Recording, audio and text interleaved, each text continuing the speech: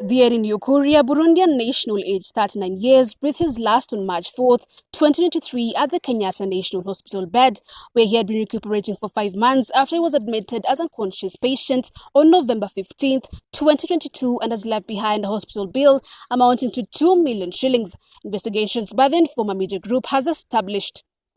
Nyukuri is the fourth victim to perish from the condemned 6-story building that was under construction without the requisite building approvals at Seasons area in Nairobi's Kasarani, the same the deceased was admitted at the National Referral Hospital.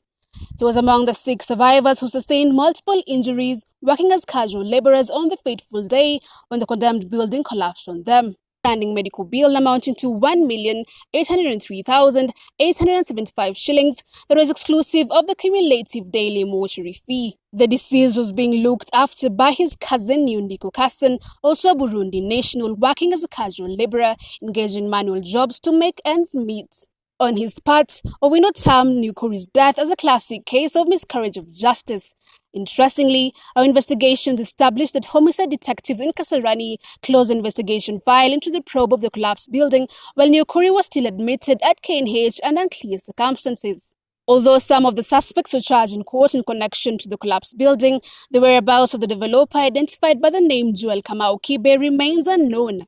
According to official records from the Nairobi County and the National Construction Authority, the building had existing enforcement notices barring the construction. Further, the Nairobi County Executive Committee member for Built Environment and Urban Planning, Stephen Gadhuwita Mwangi, popularly known as SG Mwangi, confirmed the developer was using fake building plans for another building in Dagoretti in Nairobi. We have got a huge group of people, more so in our islands, who construct without approved drawings.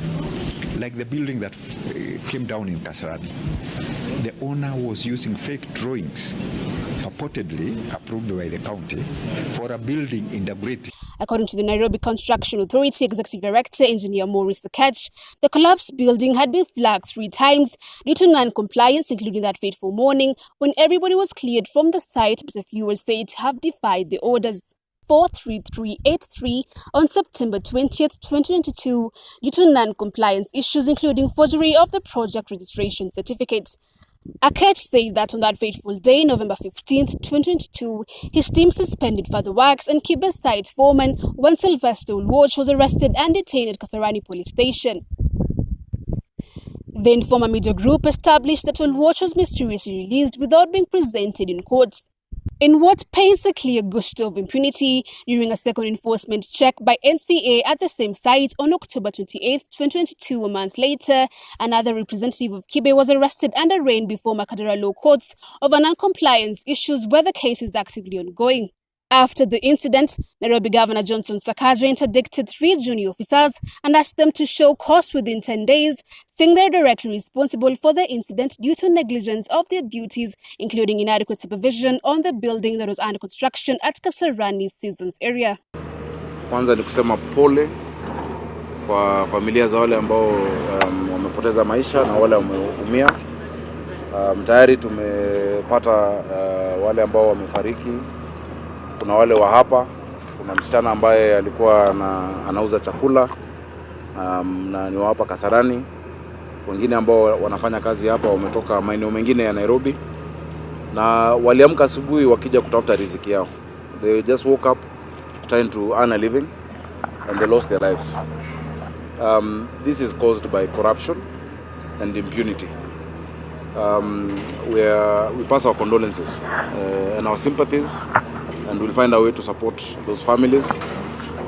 But this must be an example, because I know there are many such buildings, many such constructions that are going on in Nairobi that have been happening. This building had an enforcement notice starting from last year and this February. In fact, on the same day yesterday, NCA were here. They closed down the site. But the contractor knows that in such cases you just go on and you pay a few people here and there and you go on. So from the county we are going to take action. First of all, the developer must be charged in court. In fact, Waziri, we will liaise with the police and the DCI to find that developer who knows he should not be building a building in this way. The standards of materials are wrong. He did not get any permit from the county. There was an enforcement notice, but because of impunity, decided to go on. He needs to be charged with murder, because that is murder. All of those who know they are going on with such construction, I want to put them on notice. Just pull down those buildings yourselves, or let us come for you.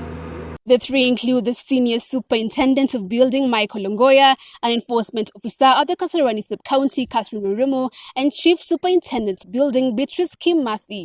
Reporting for the Informer, Catherine Shallow.